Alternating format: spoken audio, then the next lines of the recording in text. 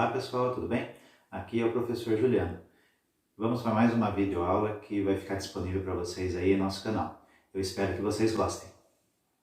Então pessoal, dando sequência aí nas nossas videoaulas de eletromagnetismo, hoje vamos falar a respeito da lei de Faraday-Newman-Lenz, onde nós vamos falar a respeito da indução eletromagnética.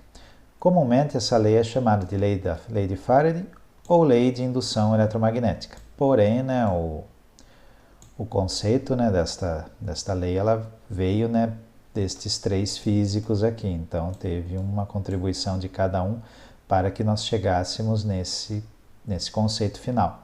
E ela enuncia resumidamente, como nós vamos verificar aí durante esta videoaula, que a variação do fluxo magnético de um circuito, caso isso ocorra, ele vai gerar uma força eletromotriz induzida. Então nós vamos verificar o que são cada um desses termos aí durante esta nossa videoaula. Então, basicamente, para que ocorra essa indução eletromagnética, teremos que variar o que nós chamamos de fluxo magnético. Tá? Nós vamos verificar o que seria, esses termos. Então, essa lei ela foi estabelecida por Michael Faraday em 1831, a partir da descoberta do fenômeno de indução eletromagnética. Então, o que ele fez? Ele montou um experimento desta forma aqui, onde nós temos um núcleo de ferro e em cada um dos lados deste núcleo nós temos uma certa quantidade de fios aqui enrolados. Então, nós temos uma espira, um solenoide aqui, de cada lado. E qual que seria a ideia? Quando esse circuito for fechado, fosse gerado um valor de corrente deste outro lado aqui, e consequentemente uma força eletromotriz aqui, Então, da mesma forma, que a corrente elétrica gera um campo magnético, ele queria comprovar que a criação do campo magnético geraria uma corrente elétrica. Tá? No primeiro momento, esse experimento não surtiu o resultado esperado, por isso que veio a contribuição de outros físicos para que chegasse em um conceito interessante. Tá? E aqui nós temos, só para terminar essa imagem, nós tem um medidor aqui que ele, em teoria, deveria se movimentar de acordo com a criação desta corrente aqui, deste outro lado. Tá? Aí vamos falar um pouquinho o que é o fluxo magnético, que ele tem uma importância nesse conceito. Então, o fluxo magnético, representado por essa letra aqui, pela letra φ, ele é uma grandeza escalar que vai medir a quantidade de linhas de campo magnético que atravessa uma área fechada. Tá? Então, a gente vai ter que determinar uma área e vamos ter que determinar quantas linhas de campo magnético, vamos dizer dessa forma, estão cruzando essa área. Então, o cálculo para determinar o fluxo magnético seria esse. Então, o fluxo magnético é igual à intensidade do campo magnético, o B, que multiplica a área, que multiplica a posição que estão essas linhas de campo magnético. Então, em função do cosseno do ângulo entre a área e o campo magnético. Então, seria algo mais ou menos dessa forma. Então, nós teríamos aqui uma normal, nós teríamos um ângulo, onde nós teremos uma diferença entre a posição da área que nós estamos medindo e as linhas de campo magnético. Tá? Então, essa equação ela depende desses três termos aí. Tá?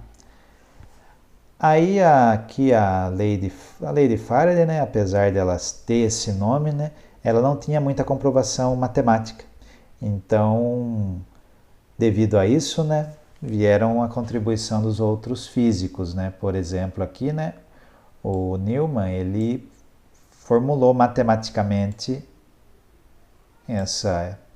esse experimento, e o Lenz, ele propôs também usar um sinal negativo na fórmula, porque diz respeito ao sentido da corrente elétrica induzida.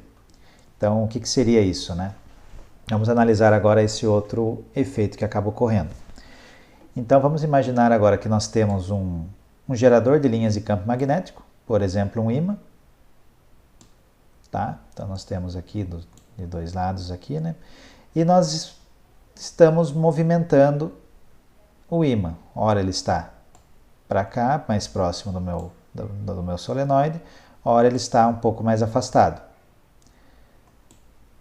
Quando ocorre esse movimento, eu estou variando a intensidade de campo magnético internamente aqui na minha bobina.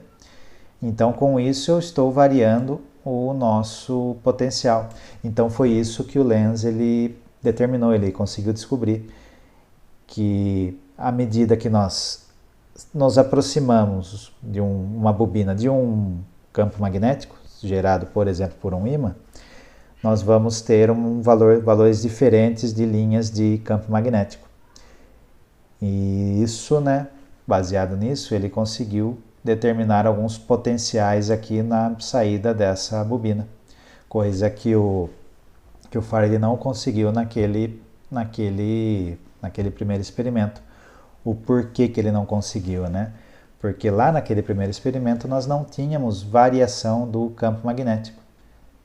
Então, o campo magnético, né, ele é um termo importante que ele precisa variar para que ocorra, né, a geração de uma tensão induzida aqui, que justamente é o que? É o conceito do fluxo magnético. Então, nós precisamos variar o fluxo magnético, aonde nós queremos ter essa tensão induzida, para que isso ocorra. Tá? Então, é isso que esse experimento representa para nós. E à medida que se inverte a polaridade, nós invertemos o sentido da corrente. Tá? Então, ora ela vai estar num sentido, ora ela pode estar em outro sentido, de acordo com a aproximação ou afastamento das linhas de campo magnético. Tá certo, pessoal? E nós temos aqui outro ponto importante, né, que é referente à geração da força eletromotriz induzida, que seria justamente esse ponto aqui, ó, esse ponto E aqui, que é a tensão induzida pelas linhas de campo. Antes desse primeiro experimento, nós tínhamos essa equação aqui, onde entrava aqui na parte superior a variação do fluxo magnético.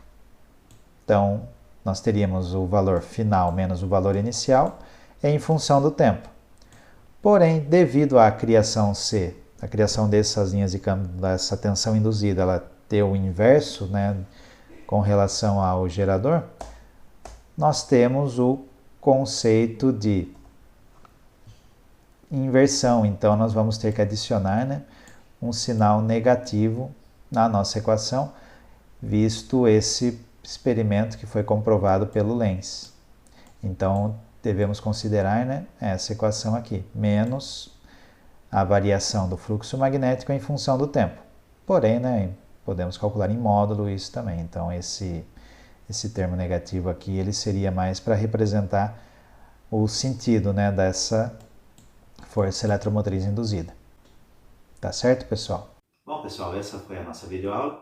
E se liguem aí em nosso canal, que nós teremos vários outros vídeos aí que serão disponibilizados para vocês. Até a próxima!